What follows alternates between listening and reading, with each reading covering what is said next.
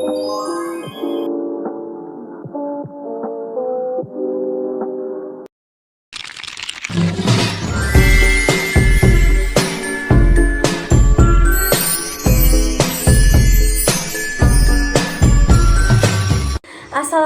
warahmatullahi wabarakatuh. Waalaikumsalam warahmatullahi wabarakatuh. Selamat siang, Mbak. Selamat siang, Kak. Ya, dengan siapa hari ini?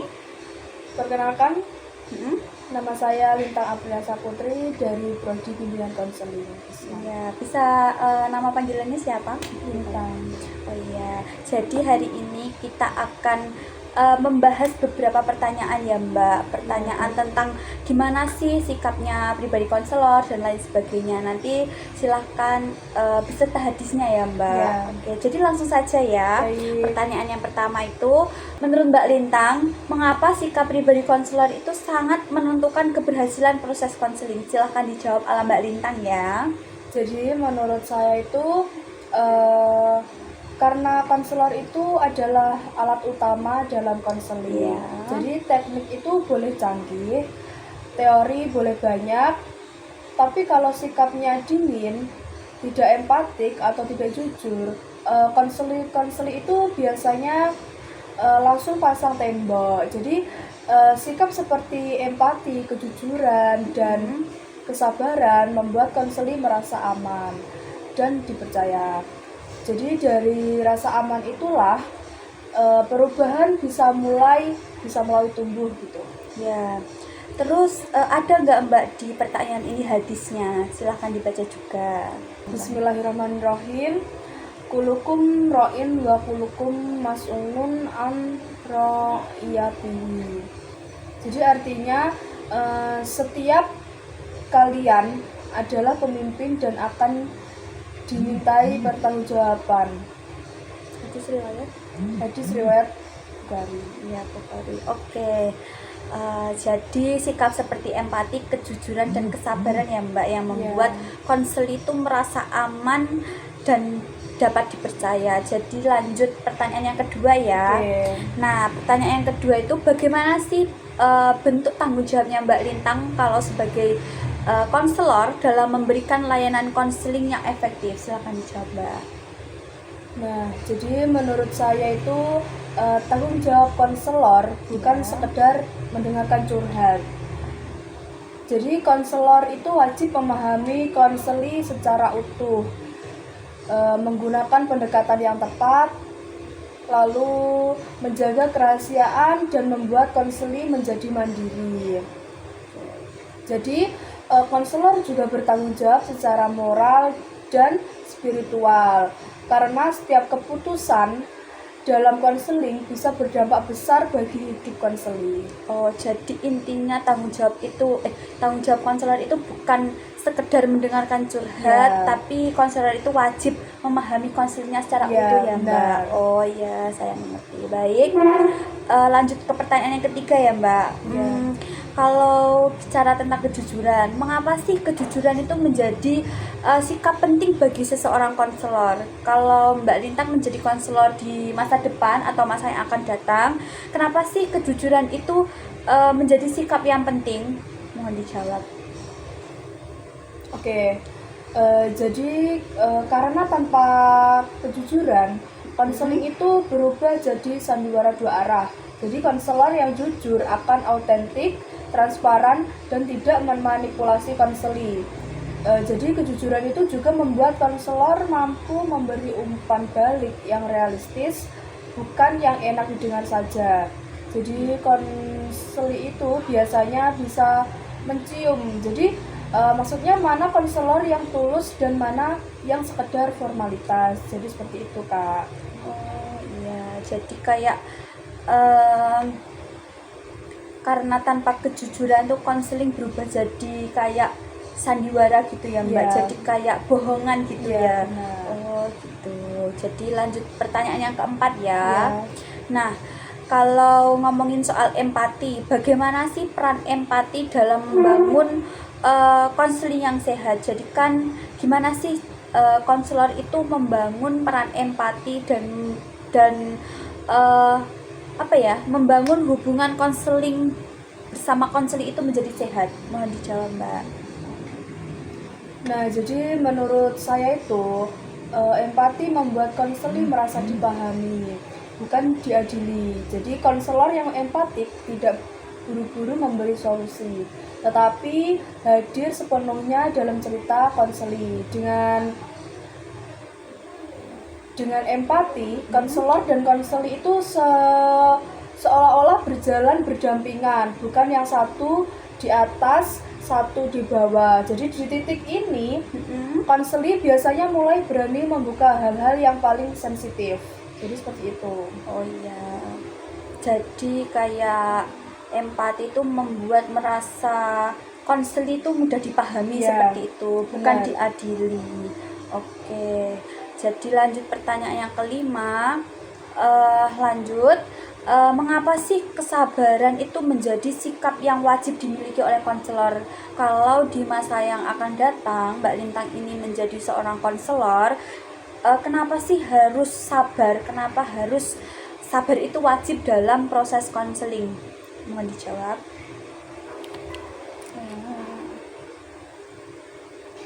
Oke, jadi menurut saya itu karena perubahan itu tidak bisa dipaksa. Jadi konseli datang dengan ritme yang berbeda-beda. Ada juga yang cepat sadar, ada juga yang butuh waktu lama. Jadi konselor yang tidak sabar itu cenderung menekan konseli dan itu justru menghambat proses.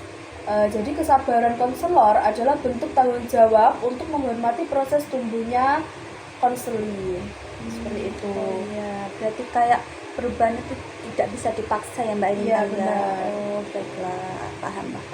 Lanjut pertanyaan yang keenam ya Mbak. Terus kalau apa sih yang dimaksud dengan penerimaan tanpa syarat konseling? Jadi kayak gimana ya, penerimaannya itu tanpa syarat, berarti konselor itu harus menerima konseling itu seperti apa? Mohon dijawab ya Mbak. Oke. Jadi menurut saya itu penerimaan tanpa syarat berarti konselor menerima konseli apa adanya. Jadi seperti tanpa menghakimi, meskipun perilaku konseli itu belum ideal. Jadi ini bukan berarti membenarkan kesalahan, tetapi memberi ruang aman agar konseli itu berani jujur. Jadi dari rasa diterima itulah konseli lebih mudah diarahkan ke perubahan yang sehat, seperti itu. Oke, jadi perubahan yang sehat ya Mbak, Iya, harus diarahkan ke perubahan yang sehat. Jadi lanjut untuk pertanyaan yang ketujuh, tentang gimana sih solusi agar konselor itu tetap profesional ketika sikap pribadinya mulai mempengaruhi layanan konseling. Jadi sikap solusinya sebagai konselor itu seperti apa ya Mbak? Oke, jadi menurut saya itu konselor itu perlu refleksi diri. Jadi seperti supervisi, menjaga kesehatan mental, dan terus mengembangkan profesionalitas. Jadi konselor itu mengembangkan, jadi konselor itu perlu menguatkan nilai spiritual agar tidak mudah goyah. Jadi konselor yang sadar diri itu akan tahu kapan harus istirahat, kapan waktunya istirahat, seperti itu. Terus kapan perlu bantuan rekan sejawat. Konselor bukan robot, tetapi juga bukan tempat pelampiasan emosi, seperti itu. Oke, baik. Lanjut pertanyaan yang ke-8 ya Mbak. Tadi kan sudah dijawab dari 7 pertanyaan saya. Terus kita lanjut ke pertanyaan yang ke-8. Bagaimana sih seorang konselor itu menjaga objektivitas agar tidak larut dalam masalah konseling? Mohon dijawab ya Mbak. Ya, jadi menurut saya konselor perlu menjaga batas profesional. Artinya itu tetap empatik, tetapi tidak ikut tenggelam secara emosional. Jadi konselor yang terlalu larut justru kehilangan kejernihan dalam membantu. Jadi dengan objektivitas ini, konselor bisa melihat masalah konseli secara utuh dan memberikan intervensi yang tepat. Jadi bukan keputusan yang dipengaruhi emosi pribadi. Baik, lanjut ke pertanyaan yang ke-9 ya Mbak.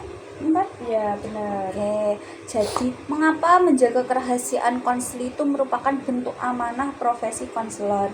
Kalau Mbak Lintang menjadi konselor di masa depan, gimana sih atau mengapa kerahasiaan konseling itu merupakan bentuk amanah dalam profesi konselor, Mbak? Mohon dijelaskan. Jadi kerahasiaan adalah fondasi kepercayaan dalam konseling. Jadi ketika konseling merasa aman, jadi konseling itu berani membuka hal-hal terdalam dalam hidupnya. Jika konselor melanggar kerahasiaan, bukan hanya melanggar kode ya, bukan melanggar kode etik, tetapi juga mengkhianati amanah. Tanpa amanah, hubungan konseling runtuh sebelum berkembang. Seperti itu. Apakah hadis yang ada, Mbak? Ada. Ya baik, silahkan dibaca ya. Bismillahirrahmanirrahim. La imana liman la amanata lahu. Ya, artinya Jadi ada. artinya tidak sempurna iman seseorang yang tidak amanah.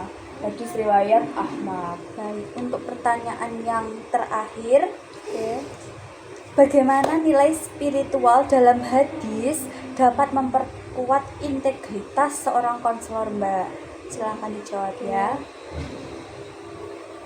Nah, jadi menurut saya nilai spiritual membuat konselor sadar bahwa pekerjaannya itu bukan sekedar profesi, tetapi juga ibadah. Hadis mengajarkan bahwa setiap peran akan dimintai pertanggungjawaban, sehingga konselor terdorong untuk bekerja dengan jujur, sabar, dan ikhlas. Jadi integritas yang lahir dari kesadaran spiritual biasanya itu lebih tahan godaan dan konsisten, seperti itu. Apakah hadisnya ada, Mbak? Silahkan Ada. dibaca ya, hadis yang Jadi, relevan. hadisnya itu Bismillahirrahmanirrahim, inamal a'malu binniyat. Artinya sesungguhnya setiap amal tergantung pada niatnya. Hadis riwayat Bukhari dan Muslim. Oke, itu tadi pertanyaan-pertanyaannya ya Mbak, dari Ya. 10 pertanyaan yang saya berikan kepada Mbak Lintang. Oke, kita akhiri saja ya Mbak wawancara atau podcast kecil-kecilan ini ya guys ya. Terima kasih atas waktunya Mbak Lintang. Kita tutup bersama wassalamualaikum warahmatullahi wabarakatuh. Waalaikumsalam warahmatullahi wabarakatuh. Bye-bye.